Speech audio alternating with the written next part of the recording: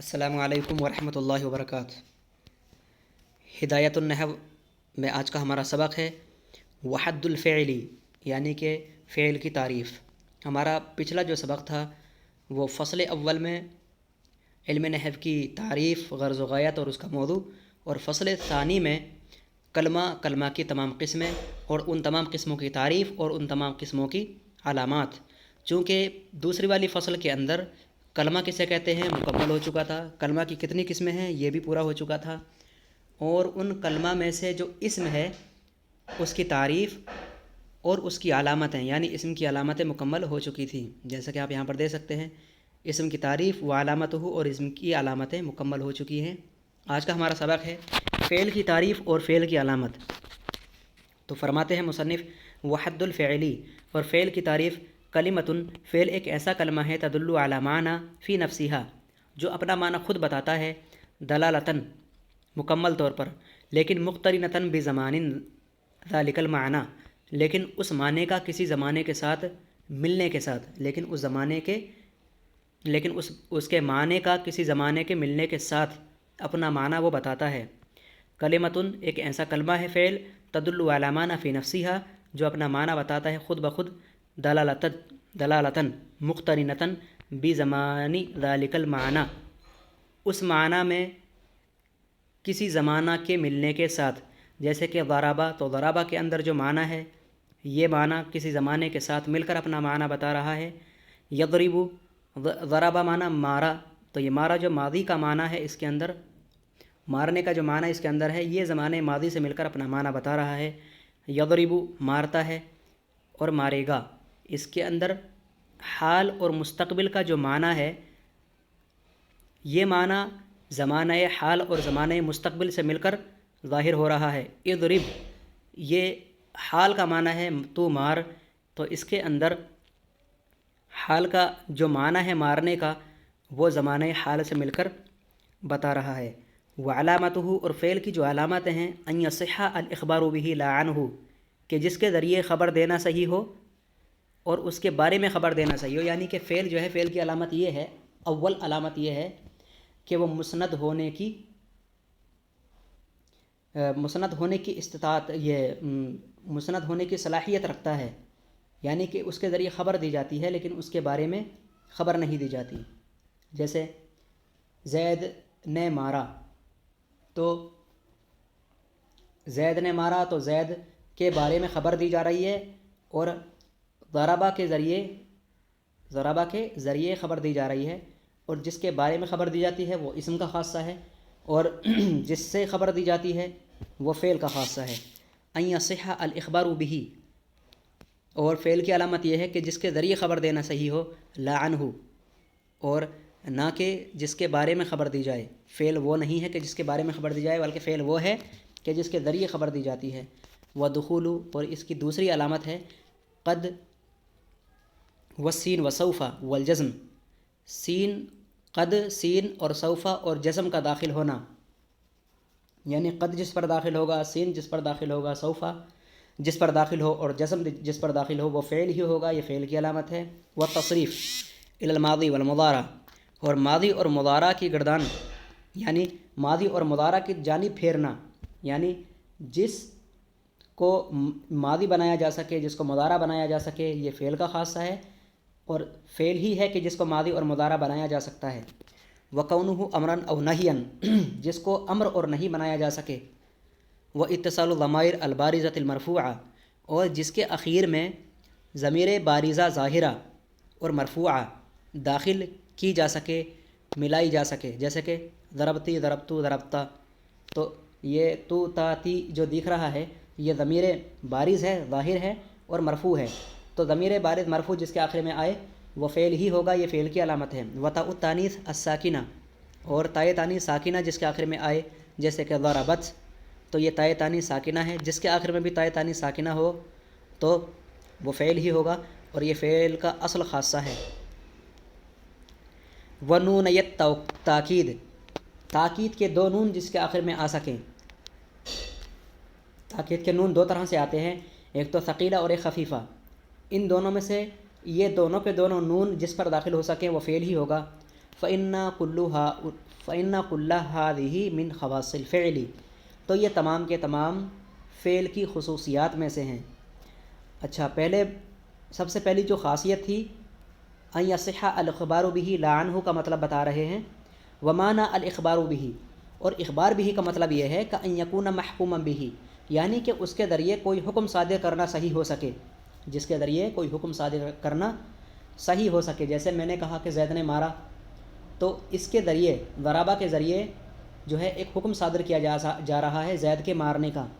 تو یہ حکم صادر کرنا صحیح ہے، اس کے ذریعے حکم صادر کیا جا رہا ہے، تو یہ فعل ہے۔ تو اخبار بھی کا مطلب ہے کہ جس کے ذریعے حکم صادر کیا جائے، وہ یسمى فعلا۔ وجہ تسمیہ بتا رہے ہیں کہ فعل نام کیوں رکھا، فعل کا نام فعل کیوں رکھا گیا، وہ یسمى فعلا، اور فعل کا نام فعل رکھا گیا باسم اصلہ وهو المصدر، ایک نام کی وجہ سے کہ اس کی اصلیت، یعنی اس نام کی وجہ سے اس کا نام فعل رکھا گیا کہ اصلہ، اس کی اصل جو ہے وہ مصدر ہے۔ لأن المصدر ہوا فاعل الفعل حقیقتاً، اس لیے کہ در حقیقت مصدر ہی فعل کا فاعل ہے، حقیقی طور پر فعل کا جو فاعل ہے حقیقی طور پر وہ مصدر ہی ہے۔ وحد الحرف، اور فعل کی تیسری قسم، یہ کلمہ کی تیسری قسم حرف ہے، تو اس حرف کی کیا تعریف ہے؟ حرف کسے کہتے ہیں؟ کلمۃن، حرف ایک ایسا کلمہ ہے لا تدل علی معنی فی نفسہا، جو بنفسہ یعنی خود بخود اپنا معنی کوئی نہ ظاہر کر سکے، بل تدل علی معنی فی غیرہا، بلکہ وہ کسی اور کے ساتھ مل کر اپنا معنی بتائے۔ نحو من، جیسا کہ لفظ من ہے، لفظ من معنی سے، فإن معناها الابتداء، تو اس کا معنی ہے شروعات کے، یعنی جہاں سے شروعات ہوتی ہے۔ وہی لا تدل علیہ الا بعد ذکر ما منہ الابتداء،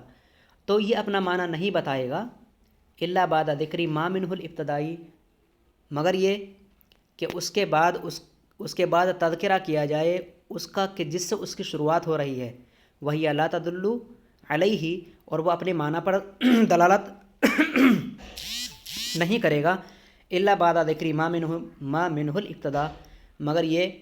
کہ اس کی شروعات جس سے کی جا رہی ہے۔ کل بصرہ والکوفہ، جیسے کہ بصرہ اور کوفہ۔ مثلا تقول، جیسے کہ آپ کہیں گے سرت من البصرۃ الی الکوفہ، میں بصرہ سے کوفہ کی جانب گیا، تو من کے بعد جو داخل کیا گیا بصرہ، تو من سے بصرہ ملنے کے بعد ہی من نے اپنا معنی ظاہر کیا، ورنہ اس کا معنی ظاہر نہیں تھا، یہ اپنے معنی پر دلالت نہیں کر رہا تھا۔ تو وہی لا تدل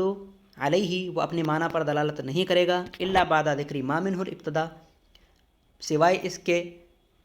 کہ سوائے بعد ذکر کرنے کے اس کے کہ جس سے اس کی ابتدا ہے، جس سے اس کی ابتدا ہو رہی ہے، اس کے ذکر کرنے کے بعد ہی وہ اپنا معنی بتائے گا۔ وعلامتہ، اور حرف کی علامت یہ ہے کہ اللہ یصح الاخبار عنہ ولا اخبار به، کہ جس کا نہ مسند ہونا صحیح ہے اور نہ مسند علیہ ہونا صحیح ہے۔ وَأَلَّا يُقْبَلَ عَلَامَةَ الْأَسْمَاءِ، اور نہ ہی وہ اسم اور فعل کی کوئی بھی علامت اپنے اندر قبول کر سکتا ہے۔ وَأَلَّا يَقْبِلَ عَلَامَاتَ الْأَسْمَاءِ، اور وہ اسم کی کوئی بھی علامت، اسم اور فعل کی کوئی بھی علامت اپنے اندر قبول کرتا ہے۔ وَلَا عَلَامَاتُ الْأَفْعَالِ، اور نہ ہی افعال کی علامت قبول کر سکتا ہے۔ یعنی فعل جو ہے یہ حرف کے اندر نہ اسم کی علامتیں موجود ہیں اور نہ فعل کی علامتیں۔ لیکن بچوں ایک بات یاد رہے، وَلِلْحَرْفِ فِي كَلَامِ الْعَرَبِ فَوَائِدٌ، کلام عرب میں حرف کے لیے بہت زیادہ فوائد ہیں۔ سب سے زیادہ فائدہ دینے والا کلام عرب میں اگر ہے تو وہ حرف ہے۔ فوائد کثیرہ، کربط بین الاسمین، دونوں اسموں کے درمیان یہ ربط کا فائدہ دے گا، دونوں اسموں کے درمیان یہ جوڑ پیدا کرنے کا فائدہ دے گا۔ جیسے کہ زید فی الداری، زید گھر میں ہے، تو زید اور دار کے درمیان اس نے جوڑ پیدا کیا۔ اب الفعلین، یا دو فعلوں کے درمیان یہ ربط پیدا کرے گا، جیسے کہ اریدو ان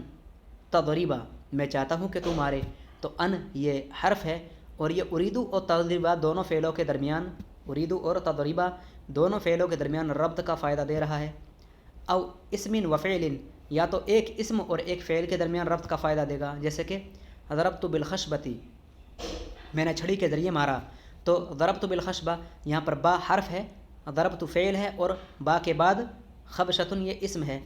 تو یہ فعل اور اسم کے درمیان بھی ربط کا کام دیتا ہے۔ والاول جملتین، اور دو جملہ کے درمیان بھی یہ ربط کا جوڑ کا فائدہ دیتا ہے، نحو ان جاءنی، اگر وہ آئے گا میرے پاس، ان جاءنی زیدن، اگر میرے پاس آئے گا، ان جاءنی زیدن اکرمتہ، اگر میرے پاس زید آئے گا تو میں اس کی تعظیم کروں گا، وغیرہ ذالک من الفوائد التی تعریفها من القسم الثالث انشاءاللہ۔ اور اس کے علاوہ یہ حروف کے بہت زیادہ اور بھی فائدے ہیں جن کو تم انشاءاللہ جانو گے قسم ثالث میں، چونکہ ہدایت النحو کے اندر مصنف علیہ رحمہ نے ایک مقدمہ اور 3 قسمیں باندھی ہیں، تو تیسری قسمیں یعنی کتاب کے آخر میں انشاءاللہ آپ اس کو پڑھو گے۔ وَيُسَمَّى حرفاً، اچھا حرف کو حرف نام رکھنے کی وجہ کیا ہے؟ لِوُقُوعِهِ فی الکلام حرفاً ای طرفاً، یعنی ایک طرف واقع ہونے کی وجہ سے اس کا نام حرف رکھا گیا، لِوُقُوعِهِ فی الکلام حرفاً، اس کا کلام میں حرف کے طور پر واقع ہونے کی وجہ سے، ای طرفاً یعنی ایک طرف واقع ہونے کی وجہ سے، اذ لیس مقصودا بالذات، جبکہ یہ مقصود بالذات نہیں ہوتا بلکہ علیحدہ سے اس کا ذکر کیا جاتا ہے بس ربط پیدا کرنے کے لیے، مثل المسند والمسند الیہ، جیسے کہ مسند اور مسند الیہ۔ تو مسند الیہ اصل حقیقت ہے بول چال کے اندر، لیکن ان کے اندر جو حرف استعمال کیا جاتا ہے یہ طرف کے اعتبار سے اور ربط کے اعتبار سے استعمال کیا جاتا ہے۔ لیس مقصودا بالذات، حرف کو استعمال کر کے مقصود بالذات نہیں ہوتا، حرف کو بول کر کے بات چیت مقصد نہیں ہوتی، بلکہ مقصد تو مسند علیہ ہوتا ہے، تو لہذا اسی وجہ سے اس کا نام حرف رکھا گیا کہ یہ کلام عرب میں حرف کے بطور یعنی ایک کنارہ کے اعتبار سے استعمال کیا جاتا ہے۔ پھر ہم انشاءاللہ اگلی کلاس میں فصل ثالث یعنی تیسری فصل پڑھیں گے کلام کے متعلق۔ آج کے لیے اتنا کافی ہے۔ السلام علیکم ورحمۃ اللہ۔